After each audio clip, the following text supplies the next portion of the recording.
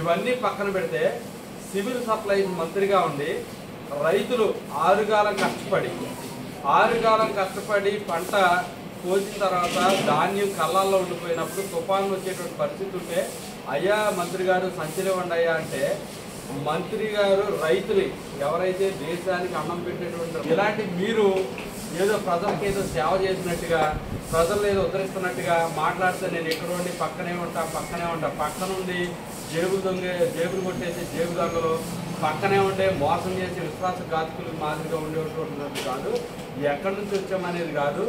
ఈ రాష్ట్ర ఎంపీ అంటే దేశంలో ఎక్కడ ఓటు ఉన్నా మనం ఎక్కడైనా పోటీ చేసేటువంటి అవకాశం ఉన్నాం. ఆయన మీ మాదిరిగా అవినీతి చేసి లేకపోతే రాష్ట్ర సంపదను కొల్లగొట్టి సొంతంగా జేబులు వేసుకునేటువంటి క్యారెక్టర్లు కాదు. వారు ఉన్నతమైనటువంటి చదువు చదివి తెలుగుదేశం బీజేపీ జనసేన కూటమి అభ్యర్థిగా ఉన్నటువంటి మహేష్ యాదవ్ గారు మరి ఉన్నతమైనటువంటి చదువు చదివి స్వశక్తితోని వ్యాపారం ప్రారంభించి వ్యాపారాలు చేసుకుంటూ వ్యాపారంలో నీతిగా నిజాయితీగా డబ్బులు సంపాదించుకుని ఇక్కడ ఈ ప్రాంత ప్రజలకి సేవ చేయాలనేటువంటి ఉద్దేశం మీద వచ్చినటువంటి వ్యక్తి మహేష్ యాదవ్ గారు. అంతేకాని మీ మాదిరిగా అవకాశం ఉన్న దగ్గరల్లా టీడీఆర్ బాండ్లు దొబ్బేద్దామా లేకపోతే ఎవరికైనా పని కావాలంటే దానికి రేట్ ఫిక్స్ చేసి ఈ పనికి ఇస్తే తప్ప మీకు పని చేయాలనేటువంటి పరిస్థితి లేకుండా ఉండడం అనేటువంటిది కాదు. రెండోది, ఎక్కడైనా సివిల్ సప్లైస్ మంత్రిగా మీ నాన్న ఒక్క రివ్యూ ఏ జిల్లాలోనైనా సంబంధిత శాఖకు సంబంధించి ఒక రివ్యూ పెట్టగలిగినటువంటి పరిస్థితి ఉందా? ఈ రోజున మరి గతంలో 13-14 సరుకులు ఆ సప్లై ద్వారా నడిచేది. ఈరోజు ఎక్కడన్నా ఉచితంగా మోదీ గారు ఇచ్చే బియ్యం తప్ప ఏమన్నా ఒకటి అందించిన పరిస్థితి ఉందా? మీరు ఏమన్నా చేయగలుగుతున్నారా? ఎంపీ క్యాండిడేట్కి అందిస్తారు, నీకు మీ పార్టీ అవకాశం ఇచ్చింది, డెఫినెట్గా నువ్వు పోటీ చేసేటప్పుడు నువ్వు ఏం మాట్లాడు. పార్లమెంటు పరిధిలో చూసుకుంటే మామిడికి నూజివీడు రసాలు ప్రపంచ ప్రఖ్యాతిగాంచినటువంటి రసాలు, దాన్ని మార్కెటింగ్ ఎలా చేయగలుగుతాం, అక్కడ రైతులకి ఎలా మేలు చేయగలుగుతాం అనేది మనం మాట్లాడు.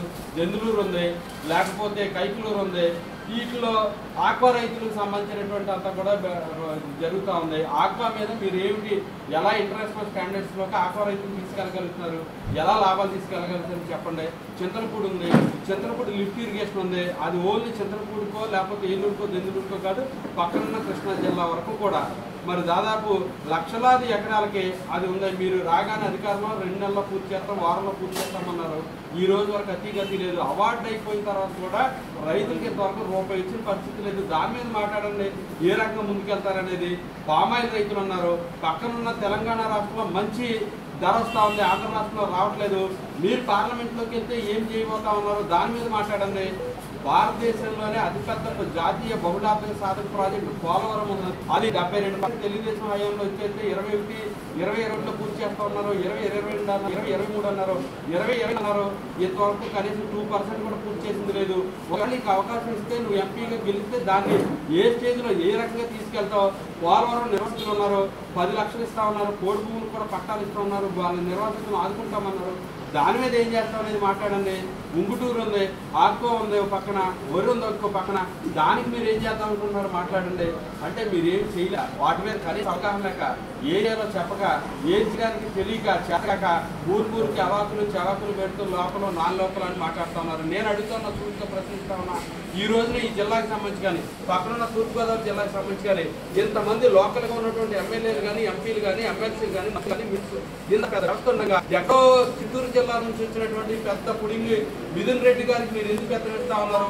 అతను చెప్తే మీరు ఎవరైనా కనీసం ఎవరికైనా సీటు ఇచ్చే పరిస్థితి ఉందా? పక్కన ఉత్తరాంధ్ర ఉంది, ఉత్తరాంధ్రలో 34 నియోజకవర్గాలు ఎవరో నాయకులు లేడా? అక్కడ ఎవరో వైవి సుబ్బారెడ్డి పెత్తనం ఏంటి? రాయలసీమ ఉంది, అక్కడ ఒక రెడ్డి పెత్తనం. అంటే 5 ప్రాంతాలకు విభజించి 5 రెడ్లు సామంతరాజులుగా చేస్తా ఉన్నారు. మరి ఇక్కడ ఎందుకు మీరు ఎవడో మాట్లాడలేకపోతున్నారు?